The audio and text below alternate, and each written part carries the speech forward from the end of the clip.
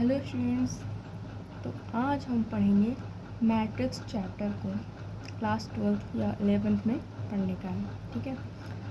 तो matrix chapter का एक वन शॉट मैं अभी तैयार करने वाली हूँ। तो इसमें डिफिनीशन, एग्जाम्पल्स और ऑब्जेक्टिव क्वेश्चंस और 2 नंबर के यानी कि 2 मार्क्स के सब्जेक्टिव क्वेश्चंस और PYQ भी सॉल्व करेंगे, ठीक है। तो सबसे पहले समझते हैं कि मैट्रिक्स होता क्या है। मैट्रिक्स मीन्स होता है आव्यूह। आव्यूह संख्याओं का आयताकार सजावट आव्यूह कहलाता है। तो इसमें सारा बाइलिंगुअल रहेगा, ठीक है, हिंदी इंग्लिश दोनों रहेगा, ताकि CBSE और बिहार बोर्ड दोनों बच्चों को आसानी से समझ में आ जाए। तो मैट्रिक्स जो है वो संख्याओं का आयताकार सजावट आव्यूह कहलाता है। संख्याओं नंबर्स का ऑफ आयताकार रेक्टेंगुलर सजावट डेकोरेशन आव्यूह मैट्रिक्स कहलाता है इज कॉल्ड, ठीक है। मैंने इंग्लिश कर दिया, ठीक है। तो रेक्टेंगुलर एक रेक्टेंगुलर रेक्टेंगुलर ऑफ नंबर्स, ठीक है, यानी कि संख्याओं का आयताकार सजावट, यानी कि जो संख्याएं होंगी वो एक रेक्टेंगुलर डेकोरेशन के रूप में होनी चाहिए, ठीक है, यानी कि आयत के रूप में, ठीक है। लंबाई और चौड़ाई जिसमें होता है उसे हम आयत कहते हैं, ठीक है। तो एग्जाम्पल्स के थ्रू समझते हैं। तो जो मैट्रिक्स है, मैट्रिक्स का नाम दे दिया जाता है ABC, ठीक है, और जनरली कैपिटल लेटर से इसे सूचित करते हैं। मैंने लिखा नहीं है, यहाँ पर लिख देती हूँ कि इसे कैपिटल लेटर से सूचित किया जाता है। कैपिटल लेटर से सूचित किया जाता है, ठीक है। तो यहाँ पे एक एग्जांपल लेते हैं। कैपिटल A इक्वल टू 1 2 3 4 5 6, ठीक है। तो ये जो है ये रेक्टेंगुलर शेप में है, देखिए ये रेक्टेंगुलर शेप में है। ये इसकी अगर हम चौड़ाई की बात कर लें, ठीक है, या फिर लंबाई की बात कर लें और ये इसकी चौड़ाई की बात कर लें, तो ये ज़्यादा लंबा है और ये थोड़ा कम है। ये कम चौड़ा है, ठीक है, और ये ज़्यादा लंबा है। तो ये लंबाई चौड़ाई यानी कि आयताकार सजावट के रूप में है ये। तो इस तरह से जो रहता है उसे हम कहते हैं पंक्ति, यानी कि रो मीन्स पंक्ति। तो ये जो है इस तरह से 1 2 3 रो है, यानी पहली पंक्ति है, और ये 4 5 6 दूसरी पंक्ति है, ठीक है। और यहाँ से इस तरीके से 1 4 पहला कॉलम है, यानी कि स्तंभ, और ये दूसरा कॉलम है और ये तीसरा कॉलम है, ठीक है। तो हम पहली पंक्ति को कैसे सूचित करेंगे, डिनोट करेंगे। पहली पंक्ति को कैपिटल R1 से, दूसरी पंक्ति को कैपिटल R2 से, और पहला कॉलम को कैपिटल C1 से, दूसरा कॉलम को कैपिटल C2 से, तीसरा कॉलम को कैपिटल C3 से, ठीक है। आई होप यहाँ तक बात समझ में आ गई होगी। फिर एक और एग्जांपल लेते हैं। ये तो हो गया हमारा क्षैतिज, यानी कि हॉरिजेंटल रेक्टेंगल, ठीक है, यानी कि पड़ी आयताकार, ये पड़ी है, ठीक। अब ये यहाँ से ऐसे ये खड़ी आयताकार हो गई, ठीक है, यानी वर्टिकल, उदग्र। तो ये एक और एग्जांपल लेते हैं। कैपिटल B इक्वल टू, ये मैट्रिक्स का नाम है कैपिटल B, ओके, कुछ भी रख सकते हैं A से Z तक। कैपिटल B इक्वल टू हो गया 2 3 4 5 6 7 8 9, ठीक है। तो इसमें जो है ये क्या है, रो है, 1 रो 2 रो 3 रो 4 रो, और ये क्या है, कॉलम है, 1 कॉलम और 2 कॉलम, ठीक है। तो इसमें रो कितने हैं, 2, कौन कौन, 1 और 2। इसमें कॉलम कितने हैं, 3, कौन कौन, 1 2 3। इसमें रो कितने हैं, 4, 1 2 3 4। इसमें कॉलम कितने हैं, 2, 1 और 2, ठीक है। तो इस यहाँ पे भी दिखाया गया है कि रो पंक्ति इस तरह से रहते हैं और कॉलम इस तरह से स्तंभ के रूप में, ठीक है। अब हमने मैट्रिक्स समझ लिया, रो कॉलम समझ लिया। अब समझते सदस्यों की संख्या। सदस्यों की संख्या क्या होती है, ठीक है। नंबर ऑफ एलिमेंट्स, ठीक है, इंग्लिश में भी लिख देती हूँ, नंबर ऑफ एलिमेंट्स, ठीक है। तो नंबर ऑफ सदस्यों की संख्या, नंबर ऑफ एलिमेंट्स कैसे निकलेगा? कुछ नहीं करना है। पहला बेसिक तो ये है कि आप डायरेक्ट काउंट कर लो टोटल 1 2 3 4 5 6, तो टोटल 6 हो गए। यहाँ पे काउंट कर लो सदस्यों की संख्या 1 2 3 4 5 6 7 8, तो यहाँ पे 8 हो गया। या फिर अगर बहुत बड़ा भी मैट्रिक्स दिया हुआ है, गिनने का मन नहीं है, तो डायरेक्ट रो और कॉलम चेक कर लो, ठीक है। रो इक्वल टू 2 है और कॉलम इक्वल टू 3 है, तो इसका सदस्यों की संख्या हो जाएगा 2 इंटू 3 इक्वल टू 6, ठीक है। Row into column equal to number of elements, okay. यानी कि पंक्ति गुना स्तंभ बराबर सदस्यों की संख्या, ठीक है। अगर ये मैट्रिक्स दे दिया जाएगा, पूछेगा सदस्यों की संख्या बताइए, तो डायरेक्ट 6 बता देंगे, ठीक है। अब आते हैं क्वेश्चन। किसी मैट्रिक्स में 6 रो तथा 4 कॉलम है, ठीक है, तो सदस्यों की संख्या कितनी होगी? Option A 24, option B 42। कुछ नहीं करना है, रो और कॉलम को मल्टीप्लाई कर देना है। 6 इंटू 4 इक्वल टू 24, हमारा ऑप्शन ए करेक्ट हो जाएगा, ठीक है। अब एक किताबी लैंग्वेज में मैट्रिक्स का डिफिनीशन समझ लेते हैं, ठीक है। आव्यूह मैट्रिक्स, आव्यूह संख्याओं, कौन कौन सी संख्याओं? वास्तविक अथवा सम्मिश्र। सम्मिश्र का इंग्लिश होता है कॉम्प्लेक्स। यहाँ पे लिख देती हूँ, समझने में आसानी होगी।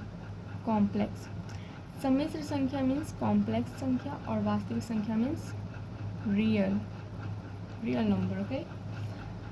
या फलनो, फलनो मीन्स होता है फंक्शन। फलनो मीन्स क्या होता है? फंक्शन, ठीक है, फंक्शंस। और उदग्र मीन्स होता है वर्टिकल, ठीक है। आयताकार मीन्स होता है रेक्टेंगुलर, रेक्टेंगुलर, रेक्टेंगुलर, ठीक है। तो आव्यूह संख्याओं कौन कौन सी? वास्तविक अथवा सम्मिश्र या फलनों यानी कि फंक्शंस का क्षैतिज यानी कि हॉरिजॉन्टल, लिखने में नहीं बन रहा है, मैं ऐसे लिख देती हूँ, हॉरिजॉन्टल, ठीक है। तो आव्यूह संख्याओं वास्तविक अथवा सम्मिश्र या फलनों का क्षैतिज तथा उदग्र रेखाओं में आयताकार विन्यास सजावट है, जो बड़ी ब्रैकेट या छोटी ब्रैकेट या फिर इस सिंबल से घिरा होता है, ठीक है। तो बिहार बोर्ड में जनरली बड़ी ब्रैकेट का यूज किया जाता है, ठीक है। बिहार बोर्ड में ये वाला जो सिंबल है इसका यूज किया जाता है, ठीक है। बाकी रेयर ही मिलेगा देखने को या फिर नहीं मिलेगा, ठीक है। आई होप समझ में आ गया। अगर नहीं आया तो एक बार फिर से समझा देती हूँ। आव्यूह का डिफिनीशन किताबी लैंग्वेज में, ठीक है। आव्यूह संख्याओं कौन कौन सी? वास्तविक अथवा सम्मिश्र यानी कि रियल एंड कॉम्प्लेक्स, ठीक है। या फलनों, ठीक ना, आव्यूह जो है संख्याओं यानी कि नंबर्स या फिर फलनों यानी कि फंक्शंस एक्स वाई जेड या फिर का क्षैतिज यानी कि हॉरिजॉन्टल तथा उदग्र यानी कि वर्टिकल रेखाओं में आयताकार विन्यास यानी कि सजावट है, ठीक है, जो इस सिंबल से सूचित किया जाता है। समझा गया? बहुत ईजी है, ठीक है। या तो संख्या का होगा या तो फंक्शंस का, ठीक है। और क्या कौन कौन से रूप में होगा? फॉर्म में होगा, क्षैतिज और उदग्र यानी कि हॉरिजॉन्टल और वर्टिकल, ठीक है। और रेक्टेंगुलर शेप में होगा और वो भी सजावट में, ठीक है। ठीक है, अब हम लोग पढ़ते हैं ऑर्डर ऑफ मैट्रिक्स यानी कि आव्यूह की कोटि, ठीक है। अब आव्यूह की कोटि क्या होता है? इसमें कुछ नहीं करना है, सिर्फ रो की संख्या और कॉलम की संख्या लिख देना है। क्या करना है? लिख देना है, मल्टीप्लाई नहीं करना है, सिर्फ लिख देना है, ठीक है। आव्यूह की कोटि, ऑर्डर ऑफ मैट्रिक्स, रो की संख्या गुना कॉलम की संख्या, सिर्फ लिख देना है, ठीक है। मल्टीप्लाई करेंगे तो हमारा सदस्यों की संख्या निकल जाएगा, इसलिए मल्टीप्लाई नहीं करना है। सिर्फ अगर आव्यूह की कोटि पूछा है तो सिर्फ रो की संख्या और कॉलम की संख्या लिख देना है, ठीक है। वही उसका ऑर्डर ऑफ मैट्रिक्स कहलाएगा। तो फॉर एग्जांपल की तरह समझते हैं, ठीक है, कि A इक्वल टू 0 0 0 और 1 2 3 4 है, ठीक है। तो इसका ऑर्डर ऑफ मैट्रिक्स क्या हो जाएगा, तो देखते हैं पहले रो कितना है, तो 1 2, रो तो 2 है, 2 लिख दिए। फिर गुना कॉलम कितना है, 1 2 3 4, 4 तो 4 लिख दिए, ठीक है। ये बात ध्यान रखना है कि रो हमेशा पहले, ठीक है, और कॉलम हमेशा बाद में ही लिखना है, इस बात का ध्यान रखें, ठीक है। तो अगर ऑर्डर पूछेगा कि बताइए मैट्रिक्स ए का ऑर्डर क्या है, तो हम बता सकते हैं कि 2 × 4 है, ठीक है। इसके अंदर हम लोग रो और कॉलम की संख्या को काउंट करके यहाँ पे लिख देंगे, ठीक है। बीच में सिर्फ मल्टीप्लाई का सिंबल देना है, गुणा नहीं करना है, ठीक है। आव्यूह की कोटि पूछेगा, आव्यूह की कोटि बताइए, तो 2 × 4। सदस्यों की संख्या बताइए, नंबर ऑफ एलिमेंट्स बताइए, इक्वल टू 8, ठीक है। ठीक है, अब आगे बढ़ते हैं।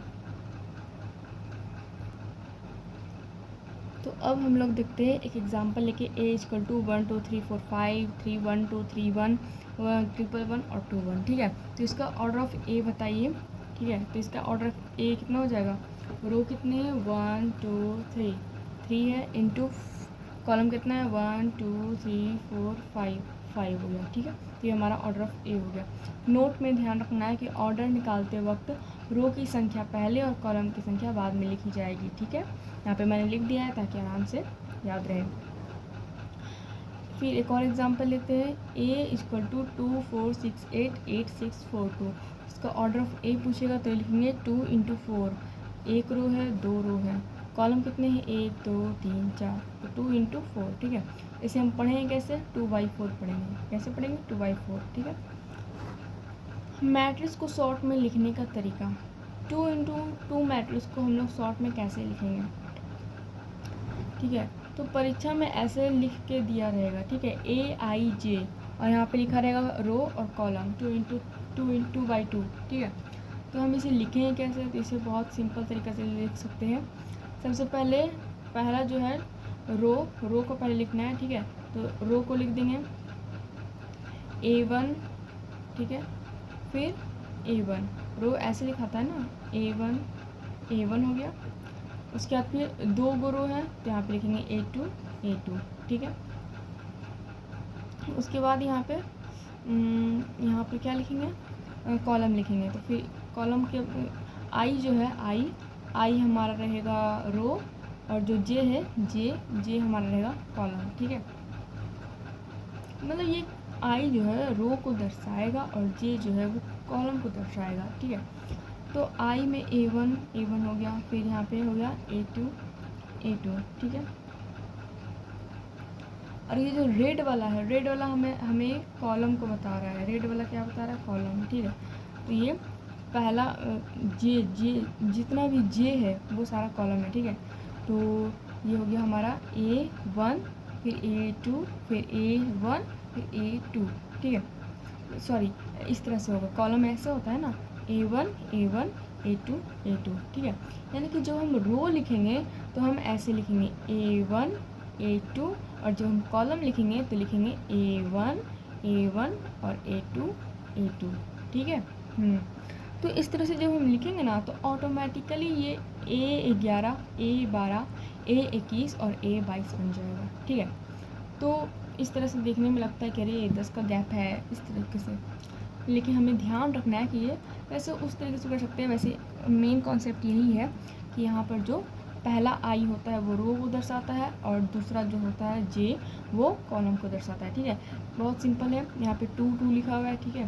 तो जब रो बोला जाएगा तो यहाँ पे A1 A2, यहाँ पे अगर 3 होता तो A1 A2 फिर A3 लिखता, यहाँ पे अगर 4 होता तो A1 फिर A2 फिर A3 फिर A4 लिखा जाता, ठीक है। लेकिन यहाँ पे सिर्फ 2 है, तो यहाँ पे हमने A1 लिखा, फिर यहाँ पे A2 लिखा, ठीक है। उसके बाद यहाँ पे कॉलम है, ठीक है। तो यहाँ पे हम पहले A1 लिखेंगे, रेड पेन से लिखा हुआ है, फिर यहाँ पे A2 लिखेंगे, ठीक है, इस तरीके से, ठीक है। आगे बढ़ते हैं। फिर अगर लिखना होगा मुझे 2 × 3 का मैट्रिक्स लिखिए, कैसे लिखा जाएगा, तो सबसे पहले ये लिखना है AIJ 2 × 3 इक्वल टू, बहुत सिंपल है, क्या करना है, बहुत ही सिंपल है। यहाँ पे A1, फिर हमें लिखना है A1, पहले रो को लिखना है, ठीक है। A1 A1 A1 A2 A2 A2, ठीक है। A2 तक ही क्यों लिखा गया, क्योंकि रो सिर्फ 2 ही हैं, ठीक है। तो यहाँ पे हम पहले A1 लिखेंगे फिर A2 लिखेंगे। अगर यहाँ पे 3 होता तो फिर हम एक और A3 भी लिखते हैं, ठीक है। तो सारा में एक बार A1 लिख देना है फिर A2 लिख देना है, ठीक है। अब यहाँ पे 3 बोल रहा है तो पहले यहाँ पे लिखेंगे A1 फिर A2 फिर A3, तो 3 कॉलम बन गए, ठीक है। तो ये जो A23 है ये क्या बता रहा है, A23 क्या बता रहा है, ये उस सदस्य को बता रहा है जो दूसरे रो और तीसरे कॉलम में है। ये A23 दूसरे रो में है या नहीं है, हाँ है। तीसरे कॉलम में है या नहीं, हाँ है, ठीक है। तो ये बता रहा है इसका एड्रेस कि ये कहाँ पर है, ठीक है। इसी तरीके से AIJ 4 × 3 का भी निकाल सकते हैं। सबसे पहले क्या करना है, सारा रो लिख देना है, A1 A2 A3 A4। उसके बाद 3 कॉलम है तो 3 कॉलम लिख देना A1 A2 A3, ठीक है। ये पहला रो है, ये पहला रो है तो सब में 1 लगा दिया। ये दूसरा रो है तो सब में 2 लगा दिया, 2 है 2 है 2 है, ठीक है। तो ये जो अंदर वाला है ये सदस्य है, ठीक है। और ये जो है ये हमें अवस्था बता रहा है कि कहाँ पर स्थित है, ये जो सदस्य है वो कहाँ पर स्थित है, ये हमें बता रहा है ये, ठीक है। तभी तो हम पुट कर पा रहे हैं उसे, उसके स्थान पे रख पा रहे हैं। A22 को मैंने यहाँ क्यों नहीं रखा, यहीं पर क्यों रखा, क्योंकि ये है अंदर का सदस्य A22, ठीक है। और इसका स्थान ये हमें बता रहा है कि कहाँ पे रखना है, ठीक है। ये A43 क्या है, ये तीसरा कॉलम है तो सब में 3 लगा दिया, ठीक है। तो ये जो क्या है ये तीसरा कॉलम है, ये तीसरा कॉलम है तो सब में लास्ट में क्या है 3 3 3 3 3 लगा दिया, ठीक है। क्योंकि लास्ट वाला ये कॉलम है और ये वाला रो है, ठीक है। आई होप यहाँ तक अच्छे से समझ में आ गया होगा। यहाँ पे कह रहा है उस सदस्य को बताइए जो दूसरे रो और दूसरे कॉलम में है, ठीक है। तो ये हो गया हमारा पहला रो, ये हमारा दूसरा रो, और ये हमारा पहला कॉलम, ये हमारा दूसरा कॉलम। तो दूसरा कॉलम और दूसरा रो में जो है वो कौन है, 5 है। तो हमारा आंसर क्या हो जाएगा, 5 हो जाएगा, ठीक है। तो आव्यूह के प्रकार और टाइप्स ऑफ मैट्रिक्सेस हम लोग नेक्स्ट वीडियो में पढ़ेंगे, क्योंकि ये वीडियो ऑलरेडी 18 मिनट का हो चुका है, ठीक है। तो आई होप यहाँ तक बहुत अच्छे से समझ आ गया होगा। वैसे तो मैं 1 शॉट तैयार कर सकती थी, बट अभी थोड़ा थोड़ा करके पढ़ते हैं, ठीक है। तो ज़्यादा समझ में आएगा, एक साथ बहुत सारे कॉन्सेप्ट हैवी हो जाएंगे। पहले इतना अच्छे से रिवीजन कर लेना है, हो सके तो नोट्स बना लेना है, स्क्रीनशॉट ले लेना है, ठीक है। Thanks for watching my video.